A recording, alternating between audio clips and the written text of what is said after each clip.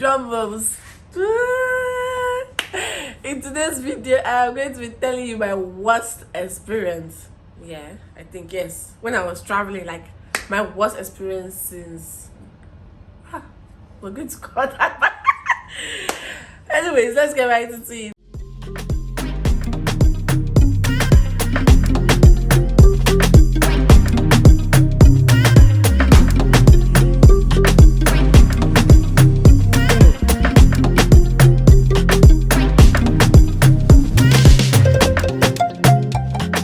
Hi guys, welcome back to my YouTube channel. My name is Olale Oluwadolapo. If you're new here, thank you for stopping by, and if you're returning, thank you for always coming back. So in today's video, I am going to be telling you my worst experience while traveling, like the worst experience I've ever had in my entire 23 years, in my entire whatever.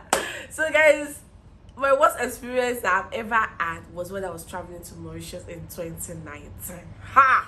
This is a long story, but I'm going to short it. So it started when I didn't tell my dad that I was traveling, and then like 2 days before my travel date, that was when I told my dad that I'll be traveling. This time I already bought the ticket, I already arranged my box. In fact, like a week before I started arranging my box, my dad was like, where are you going to? Are you moving to another room? I was like, no, that I'm just dumping some clothes. I didn't tell him because I was scared and I didn't know how to tell him. So like 2 days before my travel date, and then I told him that I was traveling to Mauritius. It was like, what? Where is that place? You know, now Yoruba fathers and parents. He started calling everybody that it's not even Ghana, that they can just take a bus or a car and drive down. That is a place that I didn't even say I was going to Dubai. It was not Mauritius. It was like, what's happening in Mauritius? Then we dragged this matter. It got to a point where he said, okay, yeah, already accepted. So he told me to bring my ticket. I carried my ticket. I went to put it down. So I went to give my dad. Can you believe that my dad sent that ticket to my elder brother and they cancelled my flight? What? Wow. Like, I didn't even know, because like that was my first time ever, like first time traveling out of Nigeria. So I was like, okay, maybe he just wanted to know that, he wants to know my itinerary, when I'm going to leave Lagos, when I'm going to arrive, and all of that. So then how I got to know was like a day before. That was, I was supposed to travel on Thursday. Like on Wednesday night, I was trying to like check in. So I called my agent that booked my ticket. Is there a way I can do my online checking in now? So it was like, that okay, we'll try. Then we tried checking in, and then we didn't see the flight again. Sorry, we didn't see the ticket again. And I'm like, hey, what happened? Me that I paid 295,000 naira for that return ticket. Then it was even cheap because I followed South Africa Airways. So then it was cheap. Now I think a return ticket is like 400 plus, but then I bought like 295 or 298. I can't really remember the figure. I was like, my entire savings dead. How? Then the man was like, did I show my ticket to somebody? I was like, yes, my dad. It was like, my dad must have tampered with the tickets. Then it was like, okay, that you will try and call them from his side. I should also try and call them to see if we can reinstate the seat. So I tried. Everything was like, it was not even going, it was not even working out. So then the next day, which was the travel date, I carried my box. I told my younger ones that they should cover for me. Then I carried my bus, that Lagos bus. I was all the way from Ibadan. I said I would just go straight to the airport. My flight was for 10:15 p.m. at night. So I was like, if I'm going to get to Lagos early, I'll just go straight to the airport to go and complain and all of that. Then I just got an email from them, a confirmation email that they've cancelled my flight, and then they will be refunding maybe 40% of the money. I can't remember well. So, but fortunately for me, I saw their head supervisor or something at the end of the email. So I just picked my phone, I called the woman, and I just started ranting that, why would you cancel my flight? I was acting like a big man. Now, like, why would you cancel my flight? Do you know who I am? I was like, sorry ma'am, we're very sorry that I said I didn't cancel it. So you people must have made a mistake from your end, try and reinstate it. Then like after like 20 minutes, she called me. She was like, she's very sorry that that seat was not available again, that the only seat that they have was in a business class or something. And then I'm supposed to pay extra 200 plus to get the business class. I was like, what? I'm not paying a dime and I must fly tonight. Like, I was doing Jagaban on the phone. I'm not sure that woman will be thinking maybe, this woman is a billionaire, or she can sue us, she can do this. Then she was like, I'm so sorry, we're going to do something about it. Then after like another next 25 minutes, I got an email that they reinstated me. Ticket, receipt. Well, that's part one. I thought that was the end though of the whole wahala until I got to the airport at night. Like I left when I got to Lagos, I went straight to my friend's place and I stayed there till like 6. I left for the airport. So when I got to the airport, that was how I went to the queue. And with my $700, I got to the queue. They were like, hey, that this is my first time traveling. I don't have up to, and then I was supposed to use 2 weeks in Mauritius. So they expected me to have $100 each day for every day, like $100 per day, $100 per day. So for the 14 days, I'm supposed to have $1,400, and then for extra expenses and anything that comes up, then another extra $100, making $1,500. So they were like, because I don't have $1,500 and that I should step out of the queue to go and get the money, I don't have any money in my account. I don't have anybody to call to send me the money. So I only had $700 with me. Then I tried calling one of my aunts or my friend. I told her that she should send me the money, that I just want to change money. I just want to show them to bypass the old nonsense protocol. And then I was going to give her the money back. She was like, it's a lie, I'm not in the airport. I did a video call. This babe still didn't give me that money.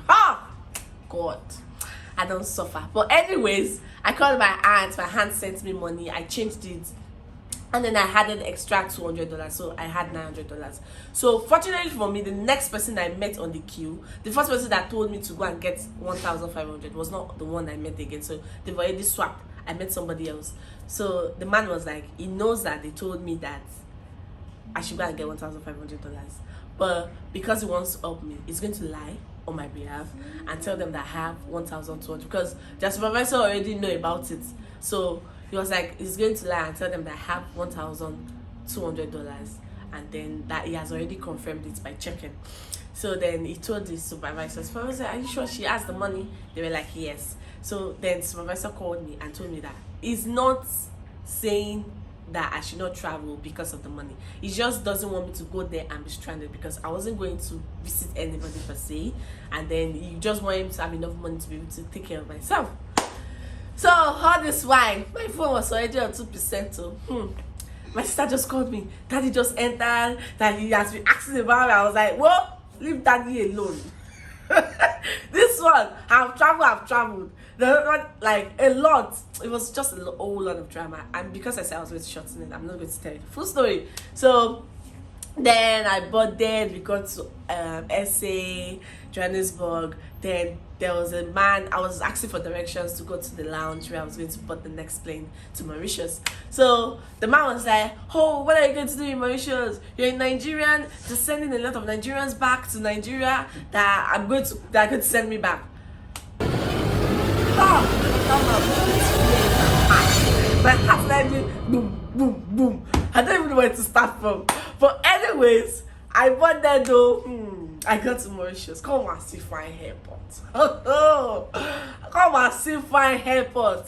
But I first when I landed, I went to pee because I was pressed and I was scared. I met one white guy in the plane. It was my seat partner, but because of the fear, I didn't collect number, I didn't collect anything, any contact. He paid me. That boy fine. But like I said, I had to be cutting the story. So when I got to the airport, I went to pee and I went back to the queue. That was where we just saw this airport policemen. They walked up to us, like they just walked up to some people that they feel they're Nigerians. And then when the person that was supposed to come to me came to me, he was like, hi. I said, hello. Are you Nigerian? I said, yes. He said, can I have your passport? I showed him my passport. He went through it. He was like, oh, I've never traveled out before. I said, yes. He said, why pick Mauritius? I said, oh, because Mauritius is a very nice place, and then it's a beautiful island I would love to visit and explore. So he was like, oh, okay, where are you staying? I wrote down the address, and then he went to the system, I don't know, and he came back and he was like, okay, you can have your passport. So when I got to the immigration officer, he was like, why am I in Mauritius? I told him the same thing. It's a beautiful island I came to visit, I came to explore. Blah, blah, blah. Then he just asked me questions. I was like, okay, enjoy your stay. And he stamped 2 weeks visa on my, 14 days visa on my passport. Now, when I got downstairs, with that I don't know anywhere, I started looking for the exit.